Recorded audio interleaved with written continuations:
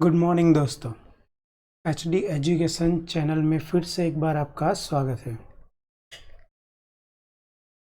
आज का सेशन हम चालू करें उससे पहले एक छोटी सी बात, अगर हो सके तो इस पेंटिंग में दिया हुआ बाउल, ऐसा कोई भी एक मिट्टी का या प्लास्टिक का बाउल रख के उसमें पानी ज़रूर भरें।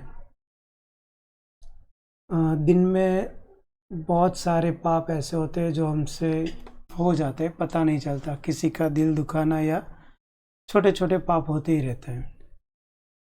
और बहुत सारी तकलीफ़ों को दूर करने के लिए एक छोटा सा अच्छा रास्ता है। अगर एक भी पंछी आपके वहाँ आके थोड़ा भी पानी अगर पीता है ना, और उसकी आत्मा को जो तृप्ति मिलती है उससे डेफिनेटली आपको एक बड़ा सा फ़ायदा होगा। तो ये एक मेरी तरफ से आपको छोटी सी रिक्वेस्ट, एक हम्बल रिक्वेस्ट है। अगर हो सके तो आपके छत पे या आपके घर के बाहर कहीं पे भी ऐसी जगह है, ऐसा एक पोट रखिए जिसमें आके पंछी पानी पी सके। डेफिनेटली श्योर कहता हूँ दोस्तों, अगर ये वर्क करता है तो आपके लिए बहुत ही बेनिफिट कभी ना कभी तो होगा ही। और कम से कम हमसे जो छोटे बड़े पाप होते हैं वो तो कम होंगे। सो प्लीज़, अगर मेरी वीडियो से, अगर मैं जो पढ़ाता हूँ उससे आपको थोड़ा भी फ़ायदा होता हो तो मेरे लिए भी, सिर्फ मेरे लिए भी, अगर आप करना चाहो तो इतना कर सकते हो कि ऐसा एक बाउल या पॉट आपके छत पे या घर के बाहर रखें। अगर आपके आजू बाजू कहीं छोटे छोटे पेड़ है, बड़े पेड़ है, तो उसमें पानी डालें। अगर आपके घर के करीब अगर कुत्ते, बिल्ली या कोई भी गाय है, भैंस है, अगर वो आते हैं तो उनके लिए कुछ ना कुछ आप खिलाएं। बहुत बड़ा फ़ायदा एक दिन आपके सामने ज़रूर आएगा। और मैं सोचता हूँ अगर आप ऐसा करते हैं तो डेफिनेटली आप बेनिफिट में ही रहेंगे। तो चलिए आज के चैप्टर पे हम आगे बढ़ते हैं। Thank you. તો આકૃતિ અને આલેખનું મહત્વ શું છે? તો સૌથી પહેલા અર્થશાસ્ત્રમાં આકૃતિ અને આલેખનું મહત્વ નીચે મુજબ જણાવી શકાય. એમાં પહેલું છે કે સામાન્ય રીતે અઘરો અને અટપટો લાગતો અર્થશાસ્ત્રનો અભ્યાસ આકૃતિ દ્વારા સરળ બને છે. તો તમારે યાદ રાખવાનું છે શું થાય છે? આકૃતિ દ્વારા સરળ બને છે અને આલેખ દ્વારા વધુ સ્પષ્ટ બને છે. ખાસ યાદ રાખજો, આકૃતિ દ્વારા એ કેવું બને છે? સમજવામાં એકદમ સરળ બને છે, જ્યારે આલેખ દ્વારા એ શું બને છે? એકદમ સ્પષ્ટ માહિતી મેળવી શકાય છે. તો પહેલું મહત્વ શું યાદ રહેશે કે આકૃતિ દ્વારા એ શું બને છે? સરળ, જ્યારે આલેખ દ્વારા એ શું બને છે? વધુ સ્પષ્ટ બને છે. બીજું, અર્થતંત્રમાં આવતા કેટલાક પરિબળોના જુદા જુદા વર્ષોના વલણો સહેલાઈથી એક જ આકૃતિ અથવા આલેખમાં જોઈ શકાય. તો બીજો ફાયદો શું છે? મહત્વ શું છે? તો જુદા જુદા વર્ષોના વલણો સહેલાઈથી એક જ આકૃતિ અથવા આલેખમાં જોઈ શકાય છે. ફરી એકવાર, વર્ષ 70 થી 80, 80 થી 90, 90 થી 2000 એવા અલગ અલગ વર્ષ આપણને આપેલા હોય અને એના અલગ અલગ આંકડાઓ હોય તો એ બધા આપણે એક જ આકૃતિ અથવા એક જ આલેખમાં જોઈ શકીએ. તો આ ફાયદો છે. આપણે દરેક વર્ષ માટે અલગ અલગ જોવાની જરૂર પડતી નથી. તો બે મહત્વના ફાયદા આપણે જોયા, મહત્વ જોયા. એમાં પહેલું મહત્વ કયું હતું? તો આકૃતિ દ્વારા સરળ અને આલેખ દ્વારા સ્પષ્ટ માહિતી મળે છે. બીજું શું હતું? તો જુદા જુદા વર્ષોના વલણો સહેલાઈથી એક જ આકૃતિ અથવા આલેખ દ્વારા જોઈ શકાય છે. ત્રીજું છે વિવિધ ક્ષેત્રોમાં થતા ફેરફારો પણ સહેલાઈથી સમજી શકાય છે. અલગ અલગ ક્ષેત્રોમાં કોઈ ફેરફારો થતા હોય તો એને સહેલાઈથી આપણે આકૃતિ કે આલેખ દ્વારા સમજી શકીએ છીએ. એટલે અલગ અલગ વર્ષોની આપણને જો માહિતી મળતી હોય તો આપણે કદાચ જે વેચાણ હોય કે માંગ હોય કે આપણા જે પણ ડેટા છે એ સહેલાઈથી આપણે સમજી શકીએ છીએ. ત્યાર પછી ચોથો મુદ્દો, અર્થતંત્રના કેટલાક પરિબળો માટેની વર્ગો, પ્રદેશો, ક્ષેત્રો તેમજ સમયગાળા વચ્ચેની સરખામણી સહેલાઈથી કરી શકાય છે. તો આપણે આલેખ દોરીએ કે આકૃતિ દોરીએ, આકૃતિમાં પણ લગભગ આલેખની જેમ જ દોરવામાં આવે છે. તેમાં વર્ગો, પછી પ્રદેશો, ક્ષેત્રો તેમજ સમયગાળા વચ્ચેની સરખામણી સહેલાઈથી કરી શકાય છે. મિત્રો, તમને અત્યારે ખાસ ખ્યાલ હશે તો કેટલીક વખત ન્યૂઝપેપરમાં જો આપણને અમદાવાદ શહેરનો કે ગુજરાત રાજ્યનો કે ભારતનો નકશો આપેલો હોય ને, તો તેમાં કયો એરિયા રેડમાં આવે છે, કયો ઓરેન્જમાં આવે છે કે કયો ગ્રીનમાં આવે છે તેવું દર્શાવવામાં આવે છે, તમને ખ્યાલ હોય તો. અને એ સહેલાઈથી આપણે સમજી શકીએ કે કેસની સંખ્યા ક્યાં વધુ છે અને ક્યાં ઓછી છે. જો ગ્રીન ઝોન છે તો સંખ્યા ઘણી ઓછી છે, અને રેડ ઝોન છે તો કોરોના વાયરસની સંખ્યા થોડીક વધારે જોવા મળે છે. તો આપણે આવા વર્ગો, પ્રદેશો, ક્ષેત્રો કે સમયગાળાની સરખામણી જો કરવી હોય ને, તો આકૃતિ કે આલેખ દ્વારા સહેલાઈથી આપણે કરી શકીએ છીએ. ત્યાર પછી 5મો મુદ્દો, અર્થશાસ્ત્રની કેટલીક અઘરી બાબતો સમજવા કે સમજાવવા પાછળ લખનાર અને વાંચનારનો સમય તથા શક્તિ બચે છે, કારણ કે આકૃતિ અને આલેખ દ્વારા અનેક બાબતો સ્પષ્ટ રીતે જોવા મળે છે. તો હવે એક સાથે કદાચ જો આ એવો ભારતનો નકશો આપ્યો હોય અને આપણને કલર વાઇઝ ડિવાઈડ કરીને આપી જ દીધું હોય કે આ જગ્યા રેડ ઝોનમાં છે ને આ જગ્યા ગ્રીન ઝોનમાં છે, તો આપણે એકદમ સહેલાઈથી સમજી શકીએ છીએ. એટલે સમજવા કે સમજાવવા પાછળ લખનાર અને વાંચનારનો સમય તથા શક્તિ શું થાય છે? બચે છે.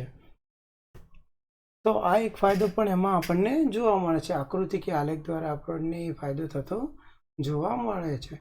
તો કુલ કેટલા થાય મુદ્દા આપણા? 5. પહેલા મુદ્દામાં આકૃતિ દ્વારા કે આલેખ દ્વારા આપણે આકૃતિ દ્વારા સરળ સમજૂતી બને છે, આલેખ દ્વારા વધુ સ્પષ્ટ બને છે.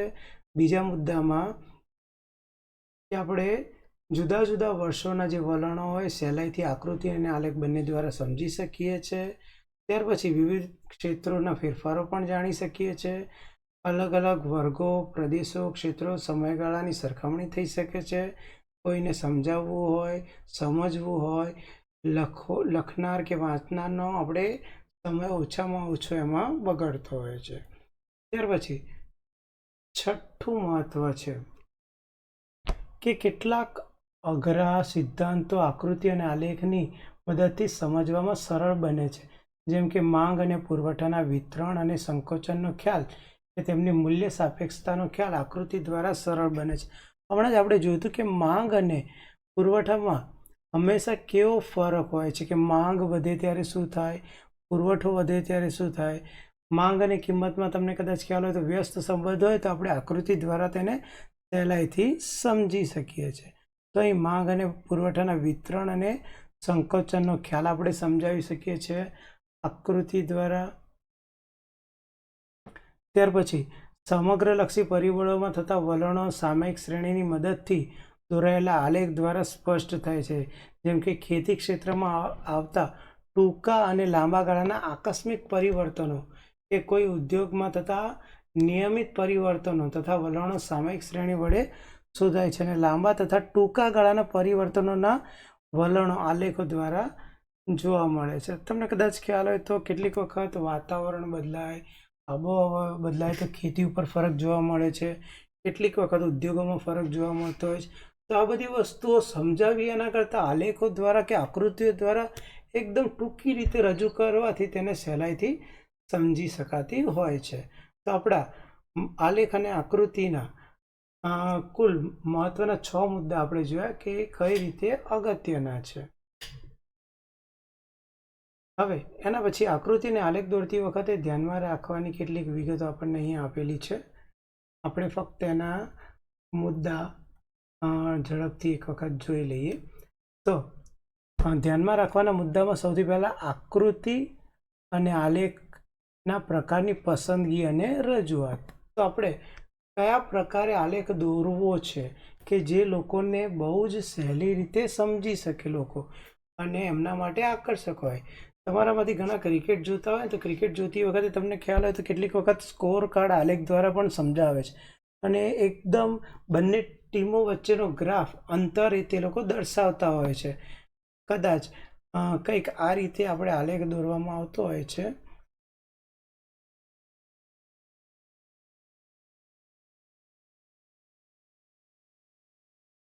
આ રીતે કંઈક આલેખ દોરવામાં આવતો હોય છે. એની અંદર બંને ટીમોની માહિતી હોય છે કે એક ટીમનો સ્કોર આ રીતે વધ્યો છે, જ્યારે બીજી ટીમનો સ્કોર પહેલાં વધુ હતો, પછી ઓછો અને પછી વધતો જોવા મળ્યો છે. તેની અંદર તેમની વિકેટ કયા કયા સ્થાને ગઈ તેની માહિતી પણ દર્શાવે છે કે અહીં પહેલી વિકેટ ગઈ હતી, બીજી વિકેટ, ત્રીજી, ચોથી, પાંચમી, અલગ અલગ સમયે અલગ અલગ વિકેટો ગઈ છે. જ્યારે અન્ય ટીમની પણ વિકેટ ક્યારે ગઈ તે લોકોએ તેની અંદર સમજાવ્યું હોય છે કે અલગ અલગ ટીમોની માહિતી આપણને અહીં દર્શાવી હોય છે. તો આ રીતે અલગ અલગ આલેખ દ્વારા સમજાવી શકાતું હોય છે. એટલે કયા પ્રકારના આલેખની પસંદગી કરવી છે તે આપણા ઉપર આધારિત હોય છે. સ્તંભાકૃતિ લેવી છે, વૃત્તાંશ આકૃતિ લેવી છે, અલગ અલગ પ્રકારની હોય છે. ત્યાર પછી બીજો મુદ્દો છે સ્પષ્ટતા. એટલે ચિત્રની રજૂઆત સ્પષ્ટ અને સ્વચ્છ હોવી જોઈએ. એટલે કયા પ્રકારના રંગનો, શેડનો તેમાં ઉપયોગ કર્યો છે તેના આધારે જાણી શકાય કે અલગ અલગ ટીમ માટે અલગ અલગ કલરની પસંદગી થવી જોઈએ. અલગ અલગ વર્ષો માટે કે અલગ અલગ વસ્તુઓ માટે અલગ અલગ કલરની પસંદગી થતી હોય તો બહુ જ સહેલાઈથી તે સમજી શકાય છે.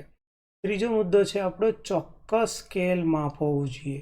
એટલે દરેક ગ્રાફ માટે કે દરેક આલેખ માટે કે દરેક આકૃતિ માટે માપ કેવું હોવું જોઈએ? ચોક્કસ.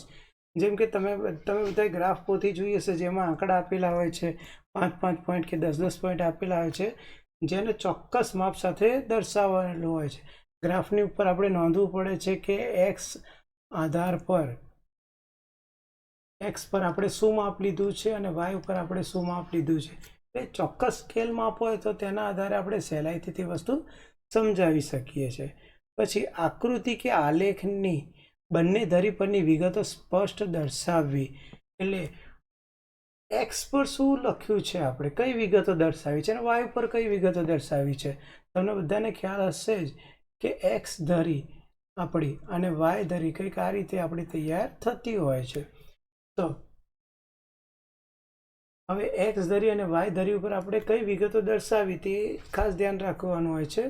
એક્સ ધરી પર હંમેશા ઇન્ડિપેન્ડન્ટ વિગત અને વાય ધરી પર હંમેશા ડિપેન્ડન્ટ વિગત દર્શાવવી પડે છે. એટલે કે જે વસ્તુ મેઇન છે, જેના ઉપર આધાર છે, તે એક્સ ધરી ઉપર અને એના આધારે એમાં શું ફેરફાર થાય છે તે વાય ધરી ઉપર આપણે દર્શાવી શકતા હોઈએ છીએ.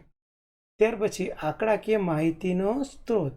હવે આંકડાકીય માહિતીનો સ્ત્રોત હંમેશા વિશ્વસનીય હોવો જોઈએ કે આપણે માહિતી ક્યાંથી મેળવી છે તે આપણે હંમેશા આલેખની નીચે દર્શાવવું પડે.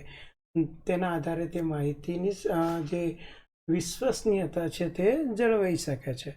અને ત્યાર પછી આપણો છઠ્ઠો મુદ્દો છે આંકડાકીય માહિતી ગણવાની રીત દર્શાવવી. આપણે જ્યારે માહિતી સ્વયં સ્પષ્ટ ન હોય અને આપણે આંકડાશાસ્ત્રની મદદથી તેને સ્પષ્ટ બનાવાઈ હોય અને તેના આધારે ચિત્ર દોરાયું હોય તો સ્પષ્ટીકરણ માટે આપણે વપરાયેલા આંકડાશાસ્ત્રના સાધનની ખૂબ ટૂંકી વિગત આપવી પડે છે. અત્યારના સમયમાં કદાચ તમને ખ્યાલ હોય તો કેટલીક વખત આપણે ડેટાઓનું એનાલિસિસ કરવા માટે બહાર કોમ્પ્યુટરમાં આપતા હોઈએ છીએ. આંકડાશાસ્ત્રીય ઘણી બધી માહિતી આપણે કોમ્પ્યુટર દ્વારા એના અલગ અલગ સોફ્ટવેર દ્વારા તેના આંકડાઓ મેળવીએ છીએ. તો તે સોફ્ટવેરનું નામ નીચે દર્શાવવું અને તેના આધારે આપણે દર્શાવવું સ્પષ્ટ કે આ પદ્ધતિથી અમે આ આલેખના આંકડા લીધા છે અને તેના આધારે અમે આ આલેખ અથવા આકૃતિ દર્શાવી છે. તો આ કુલ 6 મુદ્દા જે હતા જે આપણે ધ્યાનમાં રાખવા પડે. એમાં સૌથી પહેલો મુદ્દો આપણો કયો હતો? તો આકૃતિ અને આલેખના પ્રકારની પસંદગી અને રજૂઆત. બીજું એ સ્પષ્ટ હોવું જોઈએ, ચોક્કસ સ્કેલ માપ હોવું જોઈએ, આકૃતિ કે આલેખની બંને ધરી પરની વિગતો સ્પષ્ટ હોવી જોઈએ, માહિતીનો સ્ત્રોત સ્પષ્ટ હોવો જોઈએ અને આપણે કઈ આંકડાશાસ્ત્રીય પદ્ધતિનો ઉપયોગ કર્યો છે તેની માહિતી ત્યાં દર્શાવવી જોઈએ. તો કુલ કેટલા મુદ્દા થયા આપણા? કુલ 6 મુદ્દા દ્વારા આપણે એને દર્શાવી શકીએ છીએ.